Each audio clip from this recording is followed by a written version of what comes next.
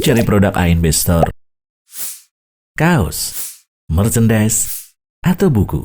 Silakan kunjungi anbstore.id, Tokopedia dan Shopee di ANB Store ID.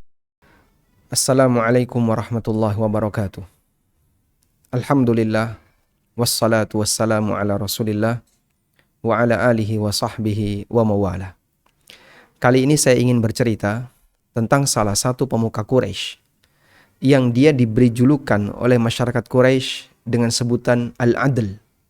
Al-Adl artinya orang yang bisa mengimbangi. Karena dia bisa mengimbangi kemampuan orang Quraisy dalam merawat Ka'bah. Di antara bukti kekayaannya sehingga bisa mengimbangi orang Quraisy dalam merawat Ka'bah, orang ini memberikan kiswah untuk Ka'bah setahun sendirian. Sementara tahun berikutnya, kiswah itu ditanggung oleh masyarakat Quraisy secara umum. Sehingga satu orang ini bisa mengimbangi satu masyarakat Quraisy. Demikian pula orang ini mendirikan satu tiang Ka'bah, satu rukun Ka'bah sendirian. Sementara 3 rukun yang lainnya didirikan oleh orang Quraisy. Karena itu dia bergelar Al-Adl, orang yang bisa mengimbangi. Siapakah dia? Dia adalah manusia yang menjadi rujukan dalam berfikir oleh orang-orang Quraisy. Sehingga dia menjadi orang puncak. Apa yang dikatakan oleh orang ini akan diaminkan oleh orang Quraisy. Dia adalah Al-Walid Ibnul Mughirah, ayahnya seorang sahabat yang mulia, Khalid Ibnul Walid. Ada apa dengan Al-Walid Ibnul Mughirah? Al-Walid Ibnul Mughirah memiliki banyak sekali kelebihan di kalangan orang Quraisy. Dan dia sempat mendengarkan Al-Quran yang dibacakan oleh Nabi SAW. Orang ini paham syair, ahli dalam bidang syair. Ngerti dan bisa membedakan antara syair dan bukan syair. Karena itu diceritakan bahwa sewaktu Al-Walid Ibnul Mughirah mendengarkan bacaan Al-Quran yang dibaca oleh Nabi Muhammad SAW, dia mengatakan, "Wallahi, laqad sami'tu min Muhammadin anifan, kalaman ma huwa min kalamil ins." Demi Allah, baru saja aku telah mendengar sebuah ucapan yang dibaca oleh Muhammad, yang itu bukan ucapan manusia. Wala min kalamil jin, dan itu bukan pula bisikan jin. Innalahu lahalawah, rasanya manis untuk didengarkan. Wa inna alaihi latalawah, nyaman untuk didengarkan. Wa in a'lahu lamuthmir, wa inna asfalahu lamughdiq, bagian atasnya menghasilkan sesuatu, bagian ujungnya lezat untuk didengerin. Wa annahu ya'lu wa ma ya'lu alaih, wa annahu ya'lu wa ma yu'la alaih.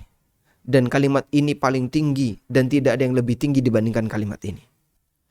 Dia ucapkan pernyataan ini di hadapan orang musyrikin yang lain, di hadapan orang-orang Quraisy yang lain. Setelah itu dia pulang.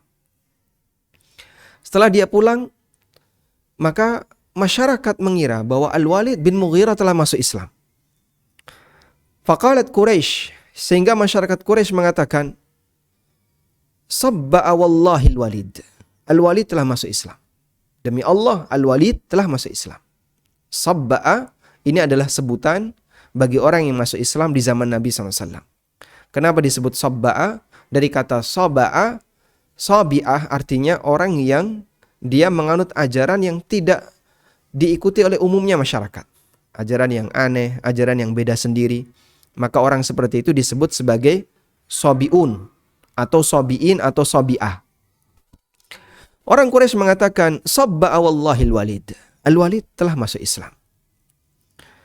Akhirnya, apa yang disampaikan oleh orang Quraisy ini, apa yang menjadi bahan perbincangan orang Quraisy ini didengar oleh Abu Jahal.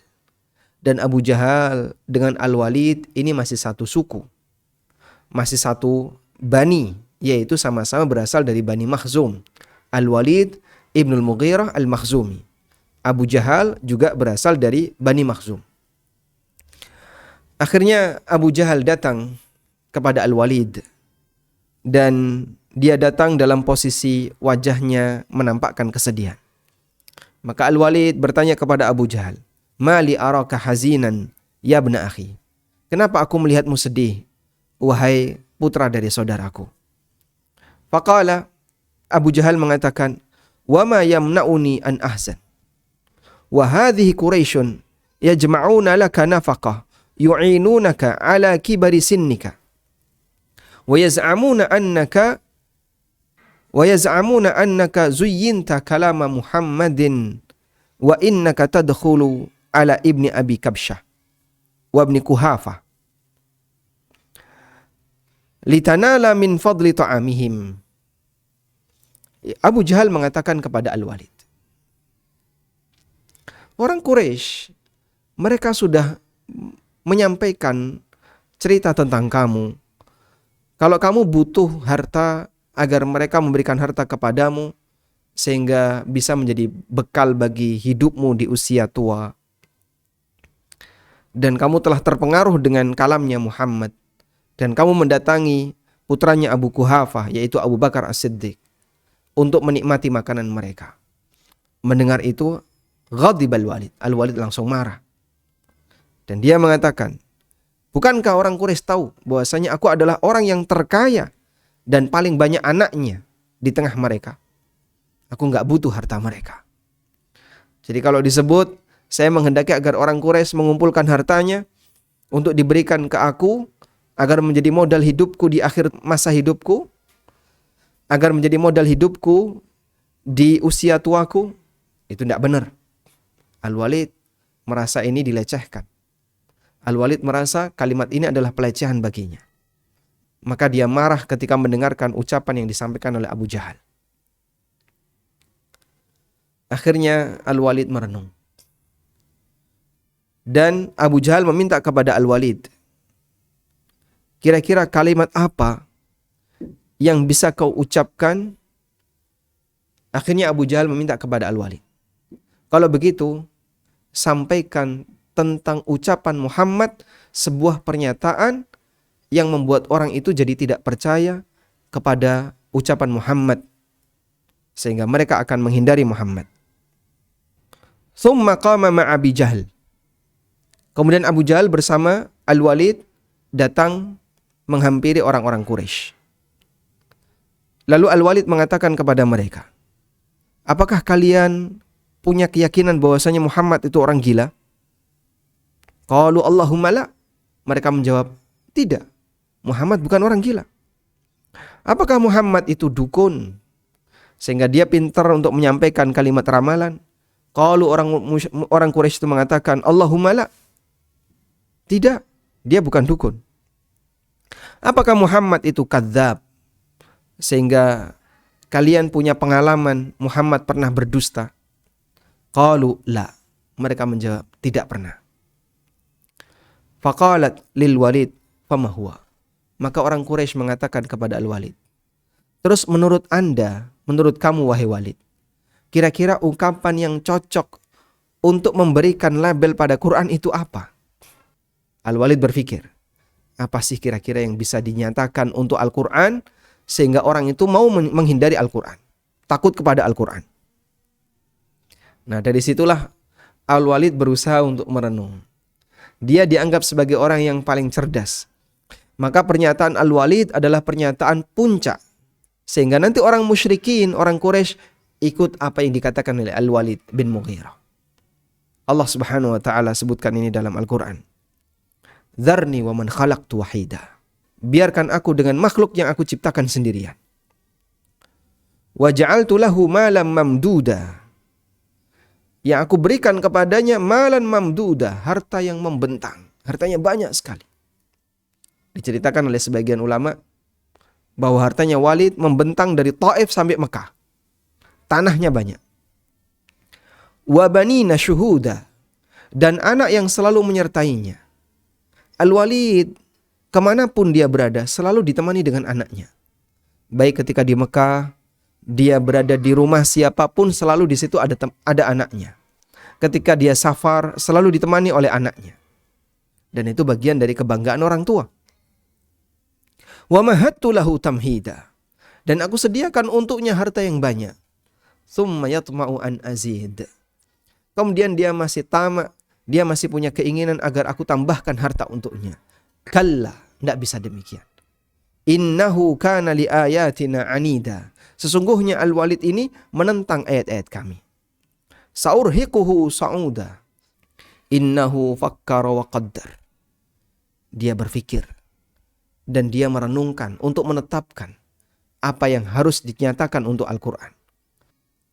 Faqutila kaifa qaddar. Maka celakalah dia, terkutuk dia. Bagaimana dia mau menetapkan sebuah kalimat yang negatif untuk Al-Quran. Thumma qutila kaifa qaddar.